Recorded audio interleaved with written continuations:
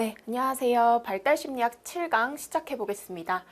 7강은 아동기인데요. 앞서서 신생아기부터 해서 영아기, 유아기, 그리고 이제 아동기까지 왔습니다. 아동기도 앞에서 했던 것과 마찬가지로 이 아동기에 대한 개요를 잠깐 살펴보고요. 그리고 이 아동기의 신체 발달, 인지 발달, 심리 사회적 발달 순차적으로 보도록 하겠습니다. 그리고 이 아동기에 나타날 수 있는 심리적 장애에 대해서도 같이 좀 다뤄보고 아동기 마무리하도록 할게요.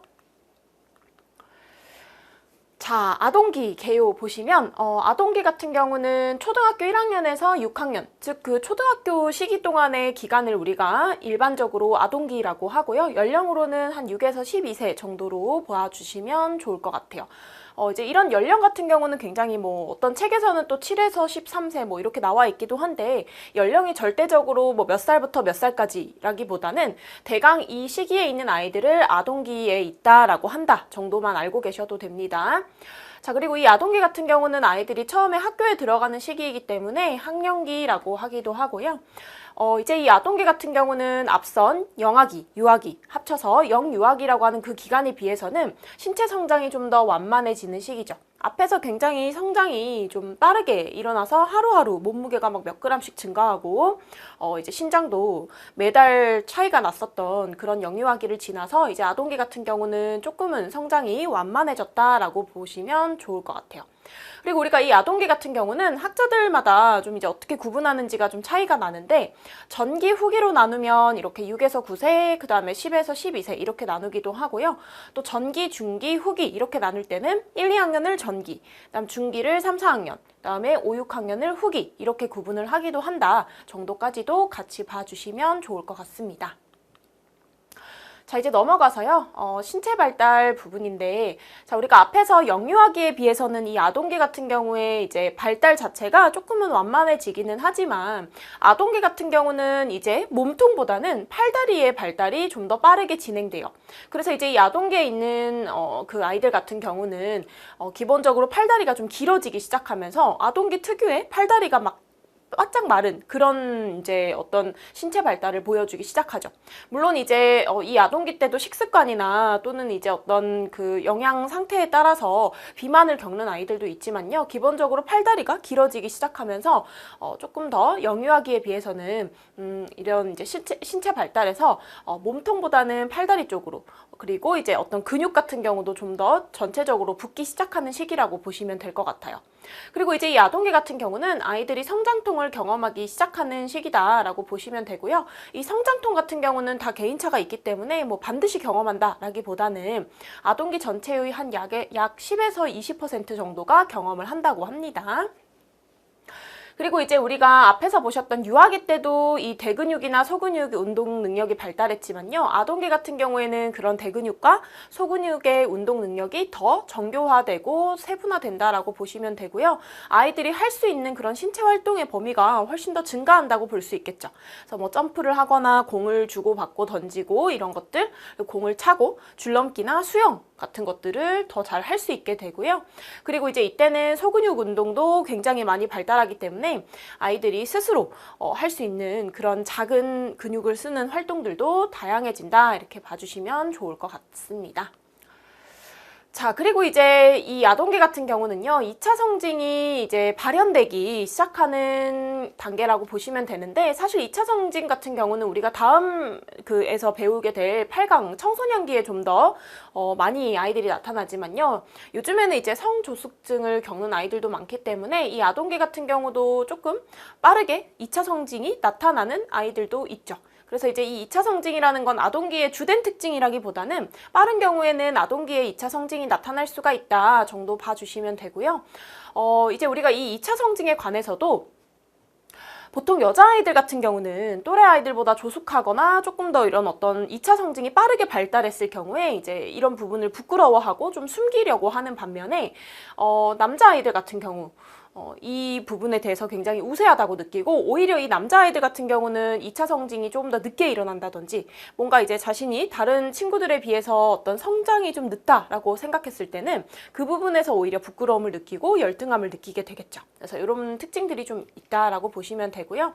그리고 이 아동기 때는 이제 아이들이 먹게 되는 음식도 좀 더 다양하게 되고 또 성인과 거의 비슷한 음식을 섭취할 수 있게 되는 단계이기 때문에 그에 따른 여러 가지 질병이 나타날 수 있어요. 그래서 뭐 비만이라든지 영양 불균형, 소화 당뇨 이런 것들도 이제 나타날 수가 있는 거죠. 최근에 그 이제 탕후루를 그러니까 사실 뭐 최근이라기보다는 이제 좀 그 유행을 한 지는 조금 시간이 지났죠. 그러니까 이 탕후루를 너무 초등학생 아이들이 좋아하다 보니까 이 탕후루 때문에 아이들이 이제 충치도 많이 생기고 이런 소화당뇨나 비만 쪽으로도 굉장히 큰 문제가 되고 있다고 하더라고요. 그래서 이런 부분에 있어서 부모나 또는 교사의 어떤 이제 아동기 질병 관리를 좀 유심하게 할 필요가 있어지는 단계다라고도 같이 봐주시면 좋을 것 같습니다. 자, 그 다음에 인지발달 넘어가서요. 이제 피아제 인지발달인데, 자, 우리가 피아제 인지발달 앞선 두 단계 기억나시나요? 감각운동기 있었고요.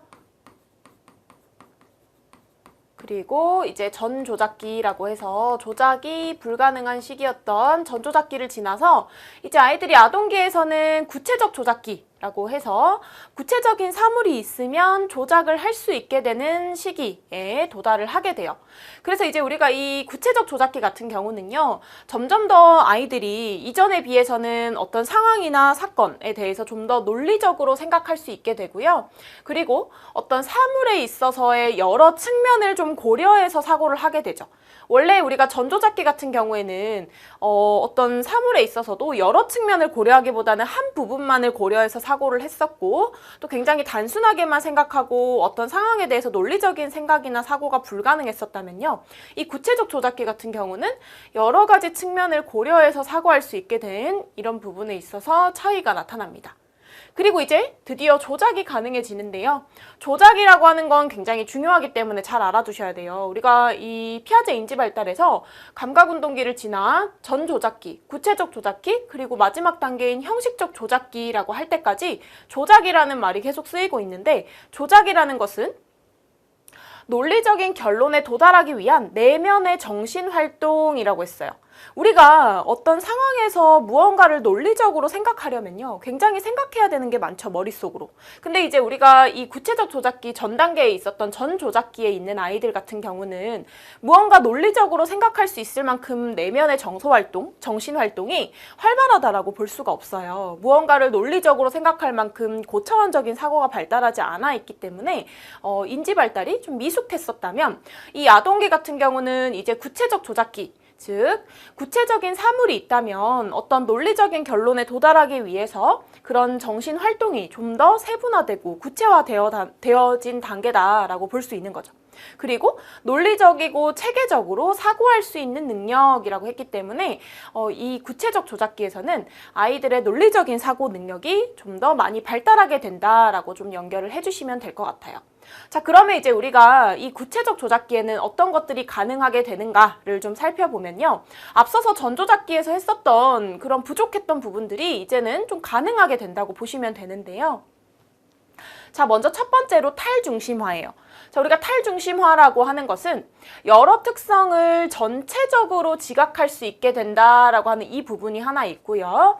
그 다음에 자신의 생각이 타인의 생각과는 다를 수 있다는 것을 이해하게 된다라는 이 부분도 좀 탈중심화, 즉 자기중심적 사고에서 벗어나는 거죠. 그리고 더 나아가서 조망 수용 능력이 발달하게 되는 건데요. 원래 이제 우리가 전조잡기에 있었던 아이들 같은 경우는 어떤 특성을 생각할 때 전체적으로 지각하기보다는 한 부분을 지각하는 것이 이제 우리 전조잡기 아동의 특징이었다면요. 중심화된 사고를 가지고 있었다면 이 구체적 조작기의 아이들은 이제 어떤 사물을 볼 때 또는 어떤 사건이나 상황을 지각할 때 여러 가지 특성을 전체적으로 놓고 지각할 수 있게 되고요. 그리고 나의 생각과 다른 사람의 생각이 무조건 같지 않을 수 있다라는 걸 이해하게 되는 거죠. 그래서 우리가 조망 수용 능력이라는 것도 타인의 생각을 이해할 수 있게 되는 부분인 거죠. 그래서 이제 그런 부분이 발달하게 된다라고 이해를 해주시면 될 것 같고요. 그 다음에 이제 구체적인 사물 또는 구체적인 경험을 통한 논리적인 조작이 가능해진다라고 이제 했는데요. 자, 우리가 전조잡기에는 보존 개념이나 유목화나 서열화가 어려웠었다라면 이 구체적 조작기 같은 경우는 이제 이 세 가지 개념이 가능해지는 시기라고 볼 수 있는 거죠. 자, 그러면 먼저 보존 개념 획득에 관련해서는요. 저희가 이거 전조잡기에서 이 특징들을 좀 보기는 했었었는데 유아가 보존 개념을 획득하지 못했었던 이유가 전조잡기 때는 동일성이나 가역성이나 상부성의 개념을 이해하지 못했기 때문에 그랬다면 이 구체적 조작기에 있는 아동들 같은 경우는 이제 동일성, 가역성, 상부성을 이해할 수 있게 된 거죠. 조금 복습을 해보자면 우리가 이 보존 개념이라고 했을 때 크게 세 가지 하위 개념이 있는 건데 동일성이라는 것은 어떤 거였죠? 어떤 것을 더하거나 더 빼지 않는 다음에야 이게 동일하다라는 것을 이해하는 거죠. 아무리 뭐 그릇이 다르다고 하더라도 그 다른 그릇에다가 물을 부을 때 그 물의 양을 더하거나 또는 더 빼거나 하지 않았기 때문에 그 양은 동일하다라는 것을 이해하는 게 동일성이었고요. 가역성 같은 경우는 이제 다시 원상태로 돌아갈 수 있는 거였죠. 그래서 제가 여기에 대한 예시로 더하기 빼기로 설명을 드렸었는데 예를 들어서 4 더하기 3이 7이다 라고 하는 것을 안다면 7 빼기 3은 4다라는 것도 이해를 할 수 있게 되는 시점이라는 거죠. 이게 이제 가역성으로 인한 보존 개념이 되고요. 그 다음에 상부성이라는 거는 어떤 한 차원에 대한 것을 다른 차원으로 보상받을 수 있다는 걸 이해할 수 있게 되는 거예요. 그러면 이제 우리가 어떤 주스를 따라 먹을 때에도 이렇게 넓이가 넓은데 좀 길이가 짧은 그릇과 그리고 길이는 길지만 너비는 좁은 이런 그릇을 가지고 주스를 담을 때 결국에는 지금 여기서의 이 높이가 짧은 것은 지금 여기 너비하고 이렇게 이제 같이 보상이 될 수 있는 개념이라는 걸 이해할 수 있게 된다는 거죠. 그렇기 때문에 이제 우리가 이 구체적 조작기에 있는 아이들은 보존 개념을 획득할 수 있게 되고요. 그 다음에 유목화라는 것이 가능해져요. 그래서 제가 지난 시간에도 노란 꽃 그리고 이제 그 꽃이 있는 그 꽃밭을 사진을 보여드리면서 노란 꽃이 많아 아니면 꽃이 많아 이렇게 물어봤었던 이제 기억이 나는데요. 그렇게 했을 때 전조잡기 같은 경우는 노란 꽃이 많아요 라고 이제 이야기를 했었다면 이제 우리가 이 유목화가 가능해지는 시점에서는 아이들이 꽃이 많아요 라고 이야기를 할 수 있게 된다는 거죠. 어떻게 유목이 포함되는지에 대한 그런 포함 관계를 이해할 수 있게 된다는 거고요. 그 다음에 이제 서열화 같은 경우도 뭐 깊이나 뭐 부피나 넓이 뭐 이런 것들에 의해서 하나씩 순서를 세울 수 있는 것이 가능해진다라고 봐주시면 좋을 것 같아요.